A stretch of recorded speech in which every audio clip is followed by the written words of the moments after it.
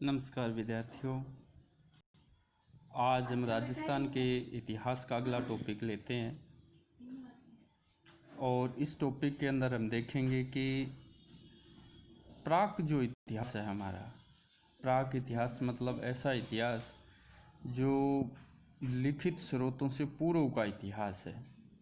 जिस इतिहास की जानकारी हम विभिन्न प्रकार के पुरातात्विक स्रोतों के माध्यम से जुटाते हैं, उस इतिहास के बारे में जानकारी प्राप्त करेंगे। इतिहास को वैसे 3 स्रोतों के आधार पर 3 भागों में बांटा जा सकता है। एक प्री हिस्ट्री है, फिर प्रोटो हिस्ट्री आता है और उसके बाद हिस्ट्री आता है। प्री हिस्ट्री से तात्पर्य ऐसे इतिहास से है जिनकी जानकारी से संबंधित कोई लिखित साक्ष्य नहीं है, यानी उन इतिहासों को जानने के लिए हमें पूर्ण रूप से पुरातात्विक स्रोतों पर ही निर्भर रहना पड़ता है। प्रोटो हिस्ट्री मतलब ऐसा इतिहास जिसमें कुछ लिखित सामग्री अवश्य मौजूद है, लेकिन उसको पढ़ पाने में हम सक्षम नहीं हुए हैं। जैसे भारत के अंदर अगर हम बात करें तो सिंधु घाटी सभ्यता की चित्रात्मक लिपि से हमें कुछ लिखा हुआ अवश्य मिला है, लेकिन अभी तक हम उसको पढ़ पाने में सक्षम नहीं हुए हैं। और फिर आता है हिस्ट्री, यानी एक ऐसा काल या पीरियड जिसके लिखित साक्ष्य बड़े स्तर पर मौजूद है और वहाँ से लिखित साक्ष्यों के इतिहास आधार पर हम इतिहास का पुनर्निर्माण कर सकते हैं। तो आज हम राजस्थान की प्री हिस्ट्री यानी प्राक इतिहास के बारे में जानकारी प्राप्त कर रहे हैं। जो पेज आप देख रहे हो इससे संबंधित PDF ग्रुप में डाली हुई है और ये वीडियो है जिसमें अभी आप देख रहे हो कि प्राक इतिहास को हम 3 भागों में बांट सकते हैं। पहला है पूर्व पाषाण काल, दूसरा है मध्य पाषाण काल और तीसरा है नव पाषाण काल। पूर्व पाषाण काल का पीरियड मोटे तौर पर माना जाता है 2,40,000 से लेकर 10,000 ईसा पूर्व का जो समय है उसको हम पूर्व पाषाण काल के नाम से जान सकते हैं। इस पूर्व पाषाण काल के दौरान कौन कौन से महत्वपूर्ण टूल्स थे, उपकरण थे, जिनके माध्यम से हम इतिहास को जानने या समझने या पुनर्निर्माण करने की कोशिश करते हैं। तो उनमें है हैंडक्स, कलीवर तथा चॉपर चॉपिंग। ये टूल्स है जिसके माध्यम से इतिहास का निर्माण किया जाता है। अब ये राजस्थान के अंदर पूर्व पाषाण काल के साक्ष्य कहाँ से मिले हैं? तो जैसे बनास है, बेड़च है, गंभीरी है, चंबल नदियों के किनारे हैं, पूर्व पाषाण काल के साक्ष्य मिलते हैं। आज की अगर हम बात करें तो जयपुर ज़िले से, अजमेर से, भैंसरोडगढ़ से, नगरी से, मंडफिया से, गिलुंड से, इन क्षेत्रों से राजस्थान के पूर्व पाषाण काल से संबंधित जानकारियाँ हमें मिलती है। इसके बाद लेते हैं मध्य पाषाण काल, जिसको मोटे रूप में 10,000 ईसा पूर्व से 5,000 ईसा पूर्व राजस्थान के अंदर माना जाता है। और इसकी जानकारी से संबंधित जो महत्वपूर्ण स्रोत सामग्री हमें उपलब्ध है वो है स्क्रैपर है, पॉइंट है या सेल चित्र है, यानी जो चट्टानों के ऊपर चित्र बनाए गए थे। और इस काल के जो महत्वपूर्ण स्थल है राजस्थान के अंदर वो है बागोर और तिलवाड़ा। ये बड़े ही महत्वपूर्ण हैं और कई बार कॉम्पिटिटिव एग्ज़ाम में भी पूछा जाता है कि भी बागोर का संबंध किससे है या तिलवाड़ा का संबंध किससे है। तो इनकी जानकारी आपको होना बहुत ज़रूरी है। उसके बाद हम बात करते हैं नवपाषाण काल की, जिसको राजस्थान में 5,000 ईसा पूर्व से 3,000 ईसा पूर्व के लगभग माना जाता है। और इस नवपाषाण काल में राजस्थान में पशुपालन का कार्य शुरू हो गया, कृषि का कार्य भी शुरू हो गया। और जब आपको पता है कृषि का कार्य शुरू हो जाता है तो व्यक्तियों को वहाँ पर रहना यानी स्थायी निवास बनाना ज़रूरी हो जाता है। तो स्थायी निवास भी बड़े स्तर पर बनने लगे। शैल चित्रों से हमें इस काल के बारे में जानकारी मिलती है। अब ये कहाँ कहाँ में नवपाषाण काल के साक्ष्य राजस्थान में मिलते हैं? तो बागोर में भी मिलते हैं, तिलवाड़ा में भी मिलते हैं, भैंसरोडगढ़ में भी मिलते हैं, हमीरगढ़ में भी मिलते हैं और गिलुंड में भी मिलते हैं। तो ये जानकारियाँ हो गई प्राक इतिहास की। प्रोटो हिस्ट्री की अगर हम बात करें तो सिंधु घाटी सभ्यता है। सिंधु घाटी सभ्यता के जो कुछ स्थल राजस्थान से मिले हैं उसको हम प्रोटो हिस्ट्री पीरियड के अंदर रख सकते हैं। और उसमें सबसे महत्वपूर्ण स्थल है कालीबंगा, जिससे आप परिचित होंगे, नाम सुना होगा क्योंकि ये हमारे ही एरिए का है, इसलिए आप बहुत अच्छी तरह से इसके बारे में परिचित हो। ये कालीबंगा हनुमानगढ़ डिस्ट्रिक्ट के अंदर एक जगह है और इस पे सिंधु घाटी सभ्यता से पूर्व यानी प्राग सिंधु घाटी सभ्यता या पूर्व सिंधु घाटी सभ्यता, फिर विकसित सिंधु घाटी सभ्यता और उसके बाद की सिंधु घाटी सभ्यता, तीनों चरणों के साक्ष्य हमें यहाँ से देखने को मिलते हैं। तो यहाँ प्राग कालीबंगा भी है, विकसित कालीबंगा भी है और कालीबंगा का उत्तरार्ध काल भी हमें यहाँ पर देखने को मिलता है। इसके अलावा जो दूसरा है वो है रंग महल।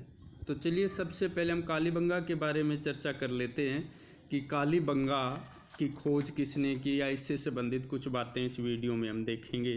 तो क्योंकि आपके सिलेबस के अंदर 3 सभ्यताएं दी गई महाराजा गंगा सिंह यूनिवर्सिटी के सिलेबस में, जिसमें कालीबंगा है, आहड़ है और बेराट है। तो इन तीनों के बारे में हम चर्चा करेंगे। आज हम चर्चा कर रहे हैं कालीबंगा के बारे में। तो कालीबंगा राजस्थान के हनुमानगढ़ जिले में स्थित एक सिंधु घाटी सभ्यता का महत्वपूर्ण स्थल था। इसकी खोज सबसे पहले 1951 ईस्वी के अंदर अमलानंद घोष के द्वारा की गई और यहाँ पर उत्खनन का कार्य 1961 ईस्वी में शुरू हुआ, जो कि बीबी लाल व बी के थापर के निर्देशन में शुरू हुआ। जब खोज कार्य शुरू हुआ तो सबसे पहले ये प्रूव हुआ कि हड़प्पा से भी प्राचीन सभ्यता है, इसीलिए इसको प्राक हड़प्पा युगीन सभ्यता के नाम से भी जाना जाता है। ये लगभग 2500 BC, आप देख रहे होंगे 2500 ईसा पूर्व के लगभग की सभ्यता है। यहाँ पर जो ईंटों का आकार मिला है वो 30 × 20 × 10 सेंटीमीटर की ईंटें मिली हैं। प्रारंभिक जो ईंटें हैं वो कच्ची ही ईंटें हैं। धीरे धीरे जब सभ्यता का विकास हुआ तो हम आगे देखेंगे कि हमें पक्की ईंटें भी मिलती है। ये जो परकोटा मिला है यानी 4 दीवारी मिली है कच्ची ईंटों की, वो 250 मीटर × 180 मीटर की है। कुछ नालियाँ मिली है, स्नानागार मिले हैं, कुआं मिला है जो पक्की ईंटें का है, जूते हुए खेत के साक्ष्य मिले। ये कई बार पूछा जाता है कॉम्पिटिटिव एग्जाम में कि जूते हुए खेत के साक्ष्य किस सिंधु घाटी स्थल से मिले हैं, तो वो कालीबंगा है। और इसमें जो फसल बोई गई है वो जौ व गेहूँ की मानी जाती है। इसके अलावा मनके मिले हैं, शंख की चूड़ियाँ मिली हैं, पक्की मिट्टी के खिलौना गाड़ियाँ मिली हैं, हड्डियों की बनी हुई सिलाइयाँ मिली हैं, पत्थर के सील बट्टे मिले हैं, तांबे का परशु मिला है। ये आदि सामान है, ये हमें सिंधु घाटी सभ्यता के स्थल के दौरान मिला है। तो ये सारे इसलिए लिखे गए हैं कि आपके कॉम्पिटिटिव एग्ज़ाम में पूछ लिया जाए, जैसे तांबे का परशु कहाँ से मिला है या हड्डियों की बनी हुई सिलाइयाँ कहाँ से मिली है, तो आप उनको बता पाने में सक्षम हो। साथ साथ यही वो टूल्स है जिसके माध्यम से हम सभ्यता का निर्माण करने या इतिहास का पुनर्निर्माण करने में सक्षम होते हैं।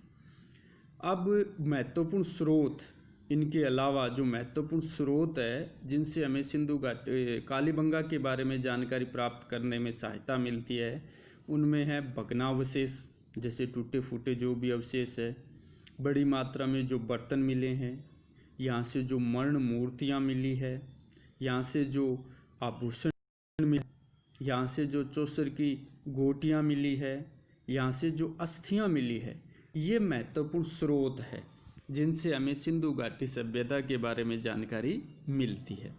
अब हम बात करते हैं प्राक सिंधु घाटी सभ्यता से एक विकसित सिंधु घाटी सभ्यता की, जिसमें कालीबंगा एक महत्वपूर्ण नगर था। और इस कालीबंगा के अंदर भी जिस तरह से सिंधु घाटी सभ्यता में आपने पिछले साल फर्स्ट ईयर के अंदर देखा है कि नगरों को 2 भागों में बांटा गया था, ठीक इसी तरह से कालीबंगा के अंदर भी हम देखते हैं कि नगर को 2 भागों में बांटा गया था।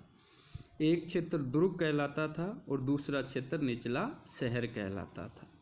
तो यहाँ पर भी 2 भागों में बांटा गया है। दोनों भागों के चारों ओर के 4 दीवारी बनी हुई थी। दुर्ग है वो बहुत ही योजनाबद्ध रूप से बनाया गया था। यहाँ पर सड़कें एक दूसरे को समकोण पर काटती हुई हमें दिखाई देती है। मकानों की जो छत है वो समतल है, लकड़ी की सहतीर लगी हुई है, लकड़ी की नालियाँ बनी हुई हैं। तो ये एक तरह से नगर नियोजन है कालीबंगा का, जो सिंधु घाटी सभ्यता के हड़प्पा और मोहनजोदड़ो जैसे नगरों से कुछ कुछ मिलता जुलता ही है। अब बात कर लेते हैं सिंधु घाटी सभ्यता के जो लोग रहते थे उनका सामाजिक जीवन कैसा था। तो वहाँ के लोग विभिन्न वर्गों में बंटे हुए थे, जो काम के आधार पर थे। जैसे कोई पुरोहित या धर्मगुरु का महत्वपूर्ण कार्य करता था, कोई अन्य कार्य करते थे। और ये जो महत्वपूर्ण वर्ग के लोग हैं ये दुर्ग क्षेत्र में रहते थे। दुर्ग जो थोड़ा ऊंचा एक टिल्ले के ऊपर बनाया जाता था उसके अंदर रहते थे। और अन्य जो लोग हैं वो शहरी क्षेत्र या नगरीय क्षेत्र जिसको बोलते थे, जो दुर्ग से थोड़ा नीचा होता था। दुर्ग पश्चिम की तरफ बनाया गया था और शहरी क्षेत्र है वो उससे पूर्व की तरफ था, जो नीचे होता था और बड़े विस्तृत क्षेत्र में फैला हुआ था। तो दुर्ग क्षेत्र में महत्वपूर्ण लोग रहते थे और जो नगर क्षेत्र या शहरी क्षेत्र है उसमें सामान्य लोग रहा करते थे। तीज त्यौहार भी अपने बड़े उत्सव के साथ मनाते थे। शाकाहारी भी लोग थे, मांसाहारी भी लोग थे। कुल मिलाकर कह सकते हैं कि कालीबंगा का सामाजिक जीवन है वो हर्षोल्लासपूर्ण और सादगी से परिपूर्ण था। अब बात कर लेते हैं धार्मिक जीवन की, कि यहाँ के लोगों का धर्म कैसा था या धर्म से संबंधित किन किन गतिविधियों में ये लोग शामिल रहते थे। तो एक कई बार जो कॉम्पिटिटिव एग्ज़ाम में क्वेश्चन पूछा जाता है कि अग्नि वेदियाँ किस स्थल से मिली है, तो वो हमारा कालीबंगा है।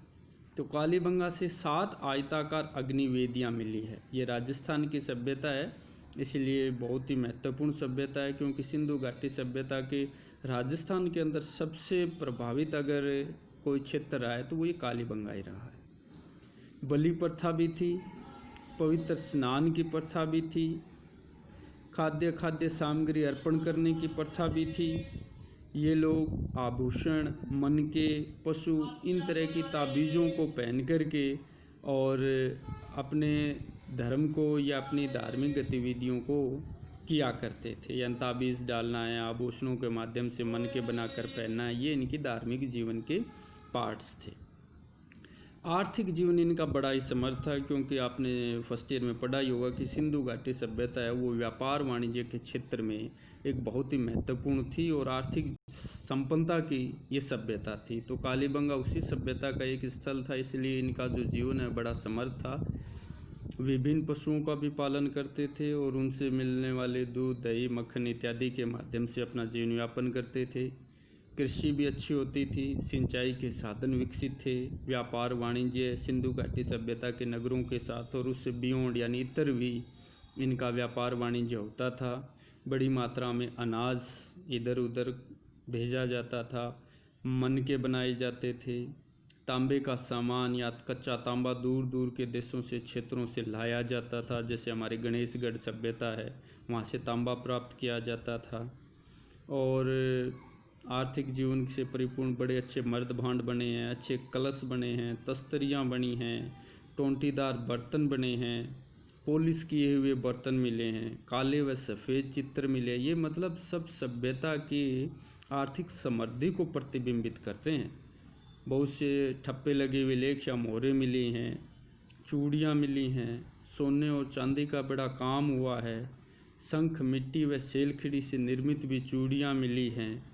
शव के साथ भी हम देखते हैं ताम्र दर्पण दफनाए गए हैं, कानों के कुंडल मिले हैं। तो ये सब चीज़ें ये इसकी आर्थिक समृद्धि को प्रतिबिंबित करती है। इसका तात्पर्य है कि जो कालीबंगा सभ्यता थी वो आर्थिक दृष्टि से एक बहुत ही महत्वपूर्ण सभ्यता थी।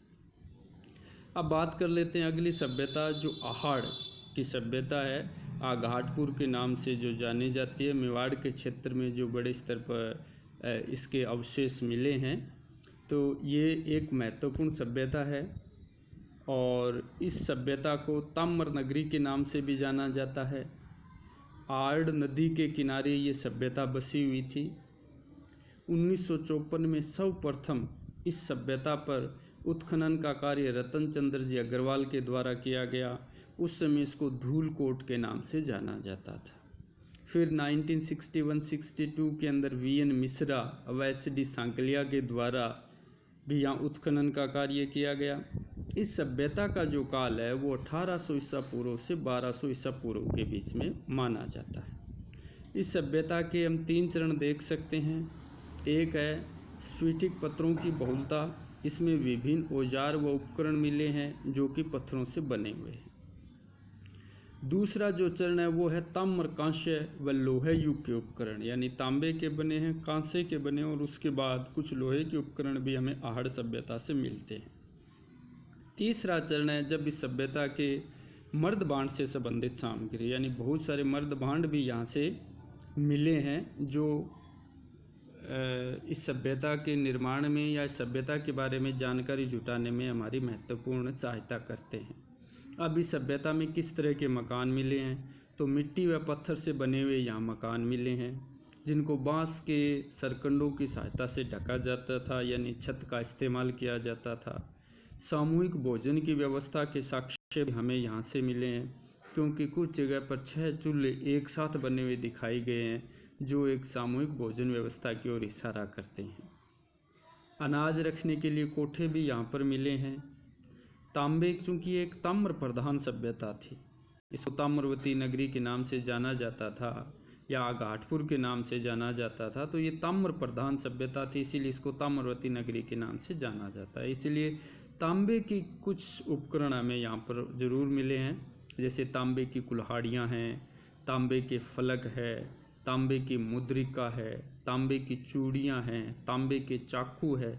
तो इस तरह से तांबे के बहुत सारे औजार हमें यहाँ से मिले हैं। कुछ हड्डियों के औजार मिले हैं, मर्द भांड बड़े स्तर पर मिले हैं। यहाँ हमें प्रमाण मिलता है कि 8 बार सभ्यता बसी और उजड़ी है, यानी लेयर मिले हैं इनके, प्रथम स्तर, second layer, third layer, fourth layer. इसके आधार पर जो पुरातत्ववेत्ता है या उत्खनन करने वाले विद्वान लोग हैं उनका मानना है कि आहड़ सभ्यता 8 बार बसी है और 8 बार उजड़ी है। इसके अलावा छल्ले मिले हैं, सुरमे की सिलाइयाँ मिली हैं। तो ये बहुत सारी चीज़ें हैं, ये हमें आहड़ से मिले हैं। और वही बात कॉम्पिटिटिव एग्जाम में इस तरह के ऑब्जेक्टिव टाइप क्वेश्चन आपसे पूछे जा सकते हैं। आहड़वासी शव को आभूषणों के सहित गाड़ते थे। बनासियन बुल नाम की हमें एक तरह से मिट्टी की बनी हुई वर्षभ आकृतियाँ बनी हैं। तो कल को पूछा जा सकता है बनासियन बुल क्या है, तो बनासियन बुल है मिट्टी की बनी हुई वर्षभ आकृतियाँ। ये लोग कृषि का कार्य भी करते थे, रंगाई छपाई के कार्य से भी परिचित थे। ये मुख्य रूप से ग्रामीण सभ्यता थी, ग्रामीण संस्कृति। जैसे कालीबंगा की बात करें तो कालीबंगा नगरीय और ग्रामीण दोनों हमें रूप मिलते हैं, जिसका नगरी रूप बड़ा प्रबल है, बड़ा प्रभावकारी है। लेकिन आहड़ सभ्यता है वो मुख्य रूप से ग्रामीण सभ्यता थी। सामाजिक जीवन में वही है, लोगों का विभिन्न वर्गों में अपने कार्यों के आधार पर बंटे हुए थे, अपने कार्यों को संपादित करते थे। विभिन्न तरह के तीज त्योहारों को हर्षोल्लास के साथ मनाते थे। शाकाहारी मांसाहारी हर प्रकार के भोजन किया करते थे। धार्मिक जीवन के अंदर देखें तो मातृ देवी की बड़े स्तर पर पूजा होती थी, बेल की भी पूजा होती थी, दीपोत्सव यानी दीप जलाने की भी परंपरा थी। इसके साथ साथ कुछ प्राकृतिक देवी देवताओं की पूजा प्रार्थना भी आहड़ सभ्यता के व्यक्ति किया करते थे।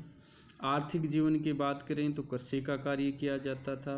मोटे अनाज के रूप में बहुत सारी फसलों का उत्पादन होता था। पशुपालन के माध्यम से भी जीवन यापन किया जाता था। पशुपालन में आप लिखते हो भेड़ बकरी जैसी पशुएं पाले जाते थे। इनसे उत्पन्न होने वाले पदार्थों के माध्यम से अपना जीवन यापन करने में ये लोग सक्षम थे। व्यापार वाणिज्य भी इनका बड़े स्तर पर था। चूँकि ताम्र प्रधान सभ्यता थी, इसलिए बड़े स्तर पर तांबे की बनी हुई वस्तुओं को एक स्थान से दूसरे स्थान पर पहुंचाया जाता था। तो इस तरह से व्यापार वाणिज्य भी बहुत अच्छा था। मर्द भांड उद्योग यहाँ पर था, यानी बहुत तरह के मर्द भांड यहाँ पर तैयार किए जाते थे। जैसे काले व लाल रंग के मर्द भांड तैयार किए जाते थे और इन पर सफ़ेद वर्णक से त्रिभुज, चतुष्कोण, वर्त, रेखाएं आदि बनाई जाती थी।